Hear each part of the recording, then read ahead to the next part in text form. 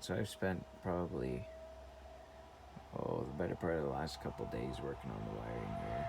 I've ripped a pile of stuff off the frame, and I've really simplified my wiring in here now. I only have one of those little clamp connectors left on for now, and it's just running to the light, footwell lighting type stuff, and that's this one. And I'm going to delete that as soon as I get some more parts in, so I'm just going to leave that for now. I wired this up so now my dash lights are on a separate switch all the way over here. So now I've got headlights, clearance lights, which is like the lights you have to run for legal, chicken lights, trailer lights, fuel tank selector, and dash lights. So I'm pretty happy how that's set up. I'm putting my windshield washer knob back on for now. It's annoying because it's kind of like the one thing I need to do a safety, and with it being the wrong valve, that's just frustrating. I didn't even realize it until finally I got to seeing if it worked, and good grief, it's completely the wrong valve. Oh, another thing I missed is I moved the suspension dump from down here to the switch here. So now, if I turn the key on, that runs the suspension dump. Now it's electronic, eh?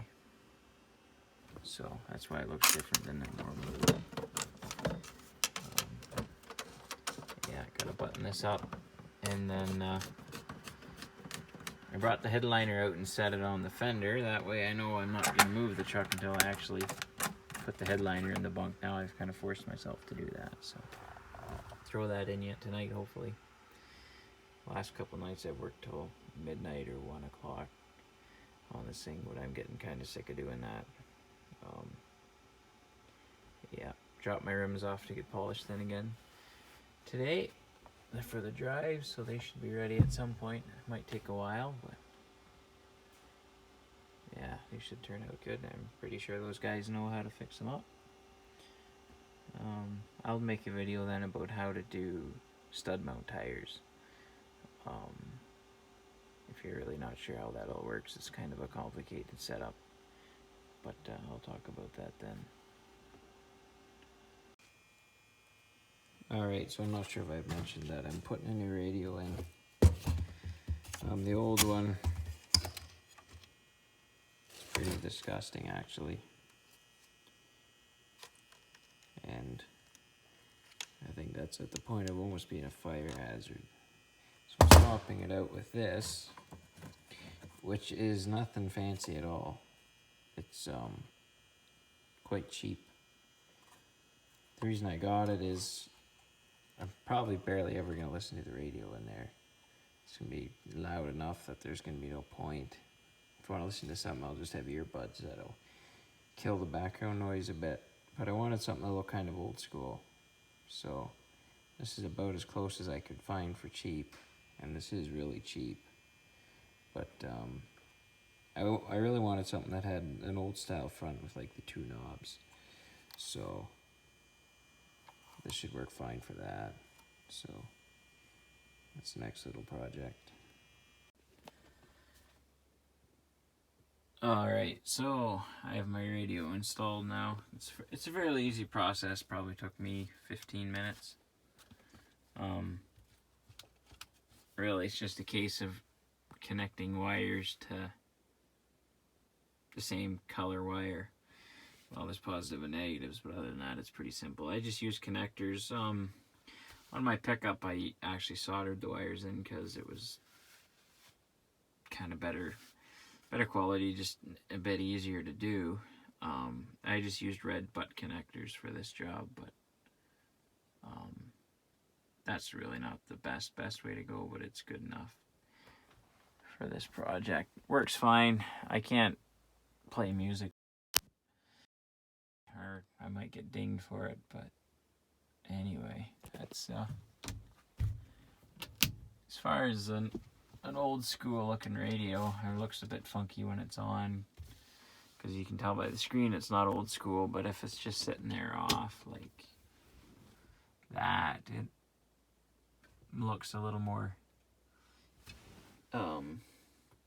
old school than the old radio did with the funky lights and all of that. So I'm happy. It was $25, so it'll work for me.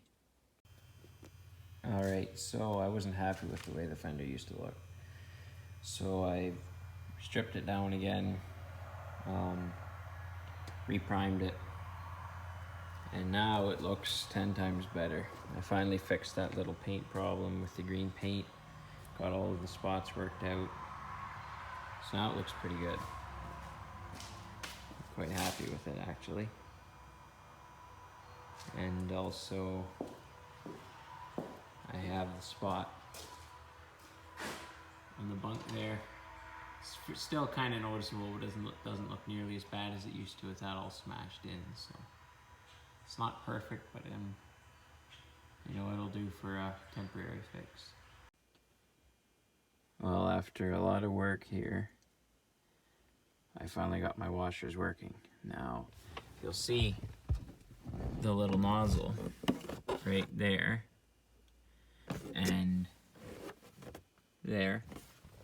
Now, they're a little bit different than the 85, where they have a hose from the nozzle up the wiper arm to a little sprayer nozzle that's mounted there. So that's how I thought this one was set up. So I thought the nozzles were missing.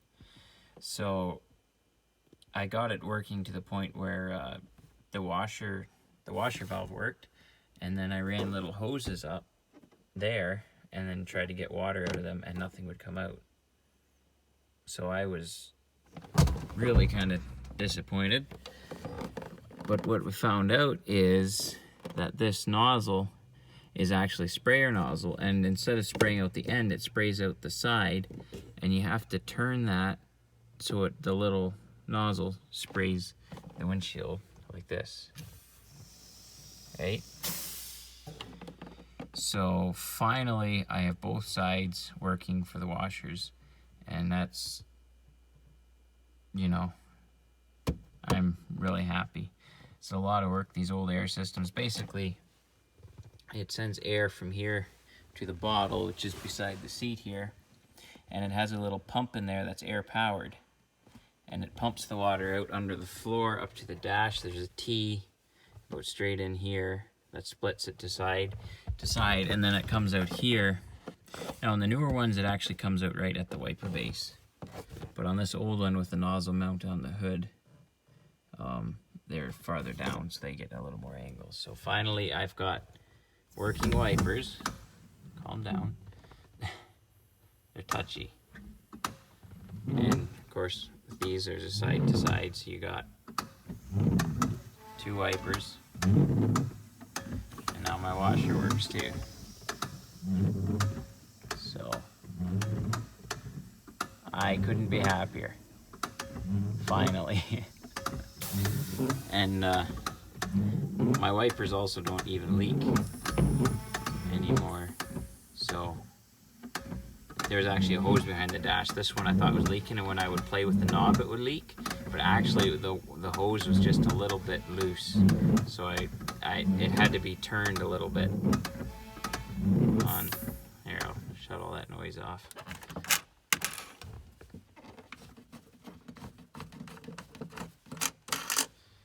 Okay.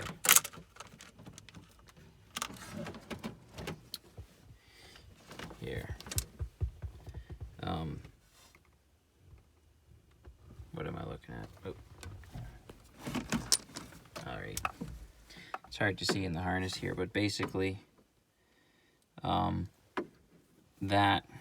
those three hoses is the right-hand wiper, and this top hose here was loose, and I thought for sure the seals were out of the valve. Just the way it was acting, you'd play with the knob a bit like this and it would just quit hissing, but it was actually the hose or the fittings going into the base of the valve. So that was going to be an expensive fix, and turned out it was quite cheap. So One thing that you get with an air wiper is there is no intermittent. It's only a speed, so that's about as slow as they'll go. But there's no intermittent. And then if you turn them and they don't turn, sometimes they get stuck. So you can actually turn the valve backwards, and it pressurizes it the other way and kind of shakes it loose. So it snugs it up towards the center pillar. But yeah, it's an old system. It's not quite as reliable or easy as an electronic system, but I'm kind of glad to have the old school stuff still intact on here. And it's kind of nice just having the individual wiper sides to control. So, yeah. Finally, that was a big deal to get that ready for the safety, and now it's working.